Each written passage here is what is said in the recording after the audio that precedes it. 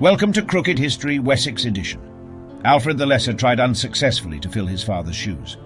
Many argue that it doesn't matter what Alfred II had done. In the shadow of his father, he would always be lesser. In 918, Alfred the Lesser used his clout with the church to destroy the title Kingdom of England, thus consolidating his kingdom under Wessex. He also assigned his daughter Wulfgarth as his regent to allow him to focus on anything other than running a kingdom. History doesn't always treat Alfred II well. However, he wasn't an evil man. We have no evidence that he wanted to see Wulfmare harmed. It was just his lack of decision-making in general that has affected his legacy. In 918 he allowed his sister Cynehild to marry for love, which to the modern world sounds absurd, but at that time when marriages secured allies and diplomacy, it was downright progressive. He also bequeathed Alfred the Great's pressed orchid to his sister Eadburh for her birthday that same year. Around this time it appears that Alfred was given the nickname the Brown Hare, which many historians believe was just a nice way of not saying anything at all. When your father is nicknamed the Great and the only compliment history leaves for you is the colour of your hair, you're not exactly memorable. Alfred II pressed his claim on the lordship of Gwent in the fall of 918. Again, leading from the rear, Alfred entrusted command of the First Army of Gloucestershire to Sir Bohemond, the king's brother-in-law. It would be the beginning of a deadly rivalry between Alfred and Princess Nest Furch Brochfel of de Hubath. Here is a letter written by Lady Nest to an unknown kinsman.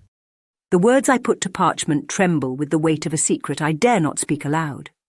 In hushed tones I must convey to thee the venomous serpent that slithers in our midst, King Alfred, a name once uttered with respect, now tainted by his brown-haired spawn. My heart aches, for I have borne witness to the depths of his malevolence. The very air in the court seems to thicken with his sinister designs. Methinks his intentions go beyond ambition, spiralling into a darkness that chills the very marrow of my bones. As kin thou knowest my heart to be pure, but it is not untouched by the shadows that now cast long over our realm. The day approaches when I shall be compelled to take matters into my own hands to rid our land of this vile oppressor who sullies our noble name. I pray thee, do not speak of this letter, for the walls have ears, and our intentions must remain shrouded in secrecy until the time is ripe. When the stars align and the fates decree, I shall write to thee again, and we shall conspire to bring justice to our people.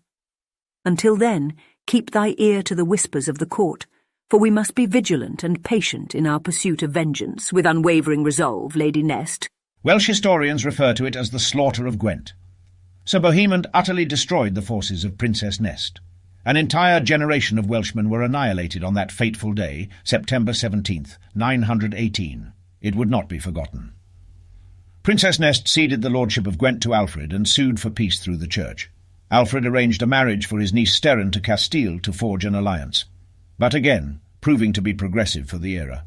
Sterren pleaded with Alfred not to force the marriage to Castile, and Alfred broke the betrothal, angering Castile. It sounds silly to give the man credit for not forcing his 14-year-old niece to marry a stranger, halfway around the world, but in this era, it was quite advanced thinking, and while we may point out a number of Alfred II's flaws, being repressive wasn't one of those faults. It should also be pointed out that Alfred also formed educational circles for orphan children throughout the kingdom. In 919, Alfred Brownhair's sister Cynehild asked for his help. She wanted to find a good marriage for her daughter Ealhswith Cynehild daughter Wessex. She was unlanded, and Cynehild was worried that her daughter would end up a spinster at court. He arranged for Ealhswith to spend time with Duke Jocelyn III of Aquitaine, who was 9 at the time. If they enjoyed the courtship, he would approve of the marriage, celebrating the relative peace. Alfred Brownhair turned over the kingdom's responsibilities to Wulfgarth and set out to enjoy his life. Rather than care for the kingdom, he planned trips. In the fall of 919, he joined Earl Arncytel's hunt in Ripon, and took the opportunity to tour Alba, visiting Gowrie Wigton, Hadrian's Wall, and to tour his mines in Gloucestershire. Wulfgarth put down Viking raiding parties and kept the kingdom running, which Alfred took advantage of. In 920 he attended a wedding in Scandinavia. Chieftain Birgir of Byton invited Alfred as a means of creating a lasting peace between Wessex and the Norsemen. Alfred agreed to attend. It would be a 2-year journey. My dearest sister Wulfgith, I trust this missive finds thee in the best of health and spirits. As the days pass and the realm faces its trials, I am compelled to express the deepest gratitude and admiration for the tireless efforts thou hast poured into the administration of our kingdom. Thy skills in governance and organization are a beacon of hope in these turbulent times. My heart swells with pride, knowing that I am blessed with a sister who possesses both wisdom and fortitude. In truth, I often ponder how I would fare without thy steady hand and keen mind to guide me. The weight of the crown is lightened by thy presence, dear sister, and I find solace in the knowledge that our realm prospers under thy diligent stewardship. The nobles and the common folk alike sing praises of thy wisdom and fairness. As we traverse this path of rulership together, I can only marvel at the strength of our bond as siblings and comrades in the service of our beloved kingdom. In thy capable hands, I am confident that our legacy shall flourish and endure. With the utmost gratitude and affection, your brother, Alfred II. On the long journey, the entourage travelled through Hidanger.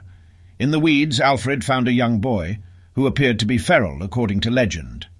Alfred felt for the child. He was a Norse child named Botolfr. We know nothing about his birth parents, but history knows him as Botolfr, son of wolves, Wessex, Alfred's wolf child. Alfred adopted the boy and took him in as one of his own. Alfred took it upon himself to teach the boy Anglic and to teach him how to navigate society. In December of 921, Blaia Alfredotter of Wessex passed away from a prolonged illness. Alfred had been close to his aunt Blaia. It was a devastating blow. While still travelling, Norsemen invaded, hoping to catch the kingdom ill-prepared with its king so far away. The Norse never counted on Wulfgeith, the unofficial Queen of Wessex. She rallied their allies, Germany, Aquitaine, and Upper Burgundy, to their cause. She placed Sir Bohemund in charge of the first army of Middle Sikhs and made sure the men knew what they were fighting for. As the Vikings laid siege to West Riding, Bohemund felt that they could not wait any longer for reinforcements. He led his force of 3,000 men against the 8,000-strong Viking army. Bohemund's forces held their own for multiple days, and then, on the last day, Germany arrived swinging the battle into a full-on Viking rout. In 922, Alfred was finally home with a second son in tow. Wulfgeith was dismissed without so much as a thank you. But the population of Wessex knew who had truly saved them. In 924, Alfred usurped the kingdom of Deheubarth with the help of the Church, completely taking over the territory of Princess Nest, a move that would prove fatal. In 929, 11 years after their first encounter, Nest set her plans into motion. Through carefully placed agents and due to the lack of Wulfgeith keeping the court in line, Alfred Brownhair sat down for his last meal, a poisoned soup. He had ruled for 19 years, and after an impulsive adoption, the kingdom was once again split. The kingdom of England was bequeathed to Botolph, son of wolves, Wessex, while the kingdom of Wessex was passed on to Ealdwine. King Ealdwine's first act was to have Lady Nest arrested and publicly beheaded. Thank you for watching this episode of Crooked History. Wessex. Next week we take a look at the new king and see how history can hold up a mirror to itself. Britannia was once again multiple kingdoms. Ealdwine held Wessex and Botolph held England.